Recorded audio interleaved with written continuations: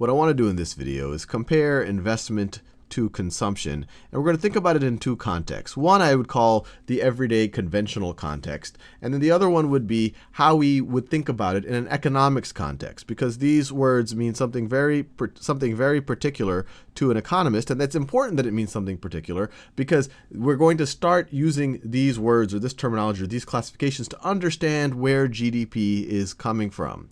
So in everyday, so let me draw a line over here. So this is going to be, this is kind of everyday or conversational versions of this term.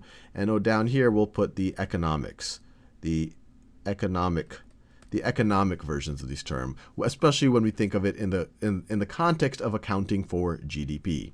And they're not necessarily all that different, but they are different in important ways. So an investment, really in both cases, you can generally view it as something that you do to get some future gain. So for example, if I today build a house, so I build a house, so that is the house I built today, and then this will be the timeline. The house will keep lasting, and it's an investment because it's going to be giving me future gain.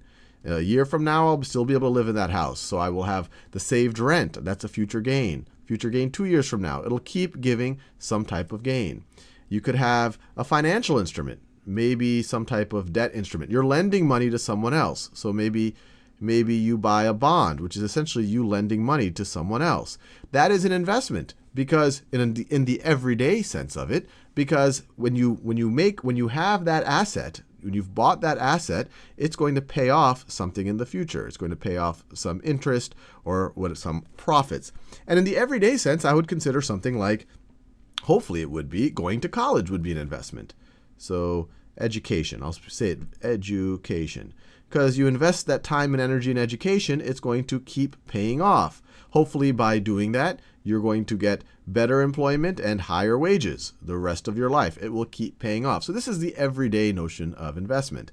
The everyday notion of consumption, the way I think about it is, you are buying something or you're doing something that you're just going to use up in the short term. And just by using it up, so whatever that object is, if you just use it up, so use it up, and it's just going to hopefully benefit you in some way, but it's more of a short-term thing, I would consider that consumption in the everyday sense. So if you go buy a candy bar and eat it, you have consumed the candy bar. You have not made an investment. If you go to a movie, that is consumption. And I'm not making any value judgment that one is better than the other. Investment, at the end of the day, you are investing so that you can get future benefit that could lead to consumption, because at the end of the day, the consumption is one of the things that might make your life a little bit better off. So I'm not saying that one is better than the other.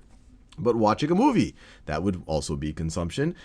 Spending time, buying a book. Well, you could debate whether that's education or not. But let's say you buy a book that is not educational. That is consumption, but it is making you happier. Hopefully, it's making your life better in some way.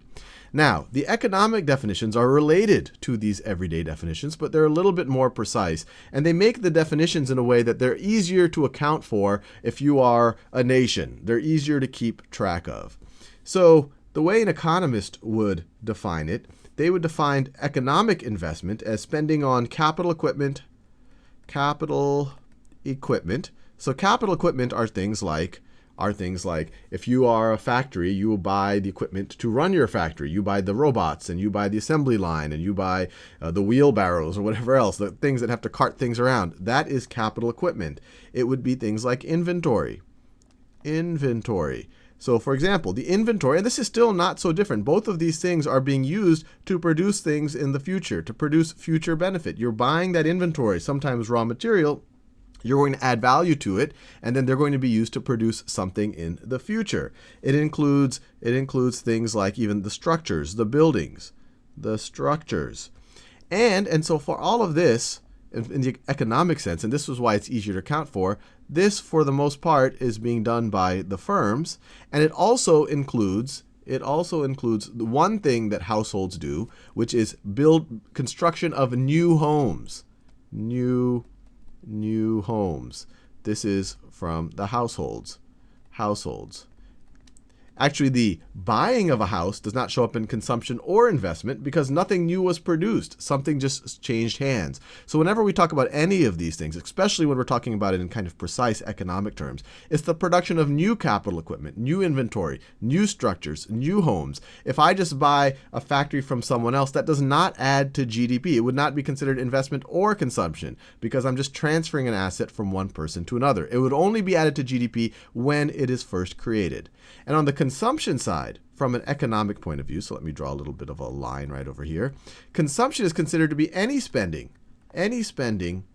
on final goods, by households, except for new homes. Except for new homes. And let me make this even clearer, because remember, if we're just transferring goods, that shouldn't count.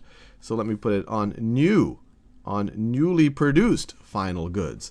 Now, what's unintuitive a little bit over here is, according to the way we account for GDP, the tuition that you spend on a college education, that is new spending on final goods. And here the final goods, let me write final goods or services. The service you're getting is your education. That would be consumption in it. So education would fall here in the economic sense, while in the everyday sense, I would consider education right over here. Maybe you are buying a car and you're not buying a car for leisure purposes. You're buying a car because you need your car to go to work. There's an argument that that would be an investment in the everyday sense. By having that car, you have something that can take you to work every day. So you're getting future benefits. So there's an argument that maybe that's an investment in the everyday sense. But in the accounting sense, that car, so the car would sit right here. You bought a new car, but that is considered consumption. You did not buy a new house. And the whole reason that, or at least as far as I understand, the whole reason why it's set up this way is this is easier to account for. You look at all of the spending by firms, that's easy to account for. You essentially call that investment because at the end of the day, all the spending that firms are making is they're doing it to produce some good or service. So we call this investment any spending that the firms do. And then on top of that, when households purchase new homes, we also call that investment. And that's just easier for the accounting offices of governments to keep track of. And everything else that households do, we consider consumption. And we'll see in the next few videos, there are a few other categories in terms of things that the government do, and then we'll have to think about imports and exports.